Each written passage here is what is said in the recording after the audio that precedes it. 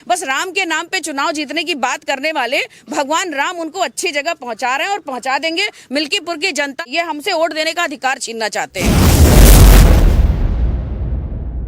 बाबा साहब भीमराव अंबेडकर ने जो हमें बोलने का, लिखने का, पढ़ने की आजादी दी, वो सब ये धीरे धीरे इनके राज्य में सब छीना जा रहा है। आप इनके खिलाफ कुछ भी बोलिए तो आपके खिलाफ कार्रवाई होने लगेगी।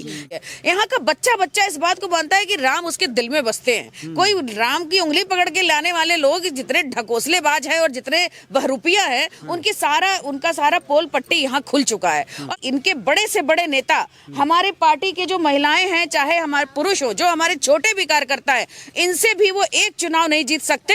पूरे शासन तंत्र का जितना दुरुपयोग कर सकते हैं वो कर रहे हैं। तो इनके डीएम से लेके एक जिले का बड़ा से बड़ा अधिकारी और छोटा से छोटा अधिकारी आज सबको डराने, धमकाने और वोट लेने की पूरी फिराक में लगा रहता है। तो भाजपा को कभी किसी महिला ने वोट दिया भी होगा, आज वो बहुत परेशान है, बहुत दुखी है।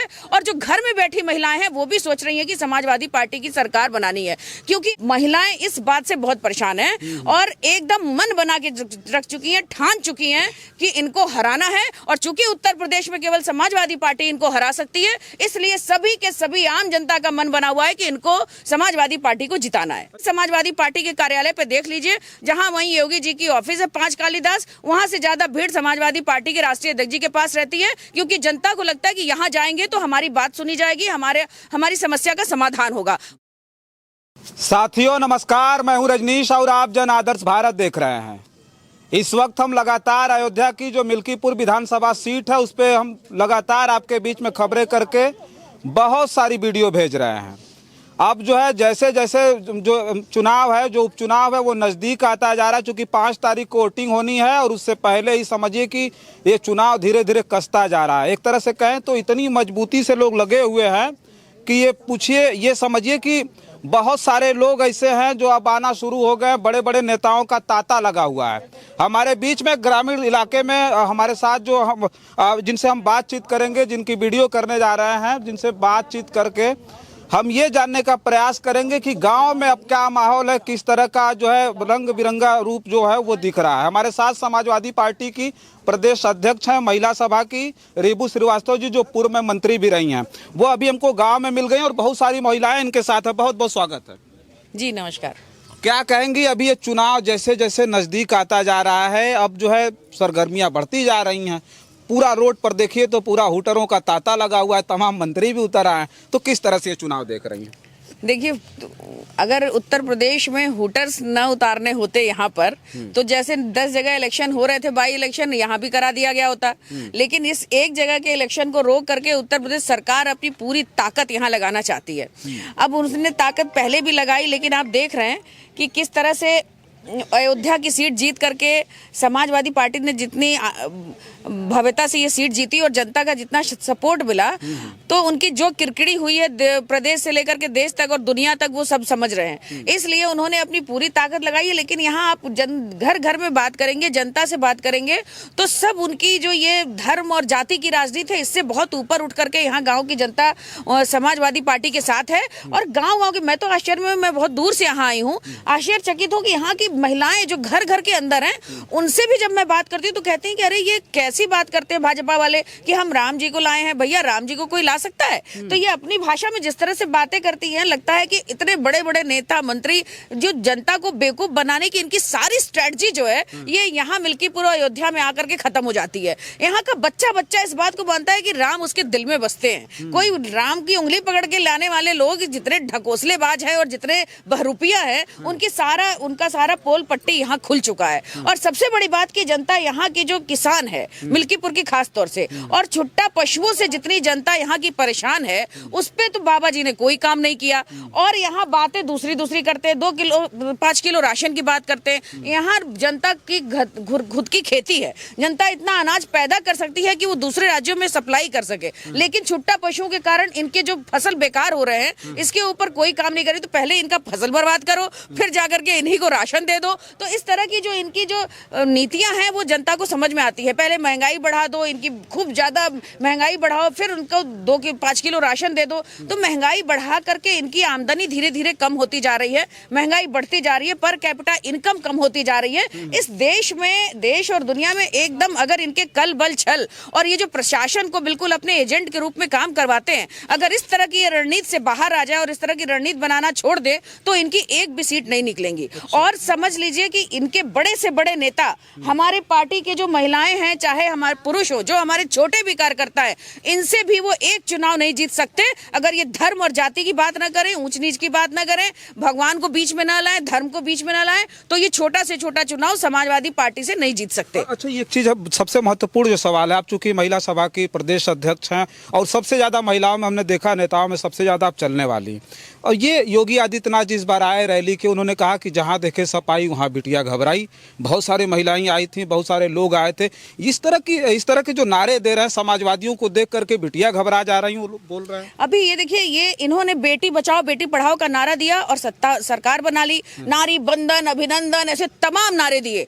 और उसी के बाद एनसीआरबी की इन्हीं की रिपोर्ट कहती है कि 2-2.5 मिनट, हर 2-2.5 मिनट पे किसी न किसी बेटी के साथ रेप और अत्याचार की घटनाएं हो रही हैं। हमारी महिलाएं 1090 जैसी योजना, जिसको पूरे विश्व में सराहा गया, उसको खत्म कर दिया, जो बच्चियों के लिए, युवा महिलाओं के लिए कितनी सेफ योजना थी। आज आप इनकी योजनाओं को देख लीजिए तो हर तरफ महिलाएं परेशान हैं, बच्चियां परेशान हैं। डायल 100 जैसी योजना, जहां पे महिलाएं बैठा करती थी, महिलाएं कितने हजारों हजार लोगों का दुख दर्द जिन्होंने सुना, उनका दुख, जब वो अपना दुख दर्द बताने गई योगी जी के पास तो उनके ऊपर लाठीचार्ज हुआ। तो आज आंगनबाड़ी हो, आशा बहुएं हो, शिक्षा मित्र हो, सखी समूह हो, ये सारी महिलाएं आज परेशान हैं। आशा बहुओं से बात किया सैलरी बढ़ाने की, आज मैं बदायूं की तरफ गई थी, पता चला 8-8 महीने से उस आशा बहुओं को सैलरी नहीं मिल रही है। आप शिक्षा मित्र को देख लीजिए, वो तो घर बैठे हैं बेचारे, इस समय उनका आंदोलन जारी है, सरकार के कान पे जू नहीं रेंगना है। ये सखी समूह की महिलाएं, आज जिनको जो भी बात कही गई वो पूरा नहीं हुई, और आज सखी समूह की जो 2-2.5 हजार केवल सैलरी थी वो भी नहीं दी जा रही है। सब सखी समूहों को बस इनके रैलियों में खाली एक एसेट्स बना के पहुंचा दिया जाता है भीड़ जुटाने के लिए। हमारी जितनी गांव में सखी समूह महिलाएं मिलती हैं, वो बेचारी यही कहती है कि हम लोगों को तो जब योगी जी आते, मोदी जी आते हैं, जब इनकी रैली होती है तो हम लोगों को गाड़ी भर के वहां बैठा दिया जाता है। तो ये तो केवल एक पूरे शासन तंत्र का जितना दुरुपयोग कर सकते हैं वो कर रहे हैं। बीडीसी हमारी एक महिला थी, इससे पहले एक चुनाव में, वो कह रही थी कि डीएम साहब कह रहे हैं कि हमको ब्लॉक, वो एजेंट थी बूथ की, उससे कह रहे हैं, बीएलओ थी सॉरी, उससे कह रहे हैं कि देखो भाजपा को वोट पड़ना चाहिए। तो इनके डीएम से लेके एक जिले का बड़ा से बड़ा अधिकारी और छोटा से छोटा अधिकारी आज सबको डराने, धमकाने और वोट लेने की पूरी फिराक में लगा रहता है। इनके जब से ये सरकार बनी है तब से इनको सरकार बनाना, सरकार चुनाव करना, चुनाव जीतना, बस यही इनकी रणनीति है, यही इनका काम है, यही इनके सरकार इनके मतलब देश में रहने, शासन करने का एक ही मात्र एक काम है। गरीबों का, बेरोजगारों का, यहाँ जितने भी लोग हैं बिजली के बिल से इतने परेशान हैं, जितने भी किसान हैं वो परेशान हैं, इनको किसी बात से कोई लेना देना नहीं है। हमारी जितनी, अब मैं बताऊं, जो भाजपा को कभी किसी महिला ने वोट दिया भी होगा, आज वो बहुत परेशान है, बहुत दुखी है, और जो घर में बैठी महिलाएं हैं वो भी सोच रही हैं कि समाजवादी पार्टी की सरकार बनानी है। क्योंकि आप देखिए, उन महिलाएं कितनी भी गरीबी, बेरोजगारी झेल लें, लेकिन वो अपने बच्चों को अच्छे स्कूल में पढ़ाना चाहती हैं। स्कूलों की फीस बढ़ा दी, शिक्षा का बजट घटा दिया। अभी आप आने वाले दिनों में देखेंगे जो बजट पेश होगा उसमें शिक्षा का बजट लगातार कम होता चला जा रहा है। और उसके बाद भी महिलाएं पेट काट करके अपने बच्चों को अच्छे स्कूल में पढ़ाती हैं। डिग्रियां वो दिलवा सकती हैं, लेकिन ये सरकार नौकरियां नहीं दे रही है। हाथ में खाली डिग्रियां लेकर के बच्चे आज बीटेक, एमटेक कुछ भी कर लें, उनको नौकरी नहीं मिल रही। तो महिलाएं इस बात से बहुत परेशान हैं और एकदम मन बना के रख चुकी हैं, ठान चुकी हैं कि इनको हराना है। और चूंकि उत्तर प्रदेश में केवल समाजवादी पार्टी इनको हरा सकती है, इसलिए सभी के सभी आम जनता का मन बना हुआ है कि इनको समाजवादी पार्टी को जिताना है। अच्छा, एक सवाल, आखिरी हमारा सवाल रहेगा कि यहाँ जो दलित वोटर हैं, खास करके पासी समाज के, अब खबर आ रही है कि सबसे ज्यादा टारगेट अगर जो है भारतीय जनता पार्टी का है, उनके प्रत्याशी का है, तो वो पासी समाज के वोटरों पर है, क्योंकि वही पासी वोटर हैं जो यहाँ पर किसी का भी किस्मत बदलने का मादा रखते हैं, वो कमल बनाते हैं इस सीट को। तो उनको लेकर के क्या, एक तो उनकी संख्या ज्यादा है, और पूरे देश में जो दलित समाज है वो आज इनसे इतना दुखी है, क्योंकि इनके बड़े बड़े नेताओं की जो लोकसभा के इलेक्शन में ये स्पीच वायरल हो रही थी कि हमें 400 से ज्यादा सीटें दीजिए, हम संविधान बदल देंगे। और संविधान बदल करके ये क्या बताना चाहते हैं, ये हमसे वोट देने का अधिकार छीनना चाहते हैं। बाबा साहब भीमराव अंबेडकर ने जो हमें बोलने का, लिखने का, पढ़ने की आजादी दी, वो सब ये धीरे धीरे इनके राज्य में सब छीना जा रहा है। आप इनके खिलाफ कुछ भी बोलिए तो आपके खिलाफ कार्रवाई होने लगेगी। इसीलिए भीमराव अंबेडकर जी के सब, और अभी इन्होंने भीमराव अंबेडकर जी को जो इनके बड़े नेता ने कुछ उल्टा पुल्टा कहा, इससे पूरी जनता आहत है। और अभी थोड़े दिन पहले इन्होंने मायावती जी को भी, इनकी एक जो नेता थी, उन्होंने भी कुछ गलत बातें कही हैं। तो पूरा ये दलित समाज इस बात को मानता है कि समाजवादी पार्टी आज एक ऐसी पार्टी है जो दलितों की, पिछड़ों की, युवाओं की, सबकी बात रखती है, उनके हितों की रक्षा के लिए लड़ रही है। बाबा साहब भीमराव अंबेडकर के सिद्धांतों को बचाने के लिए उनके संदेश को जन जन तक पहुंचा रही है।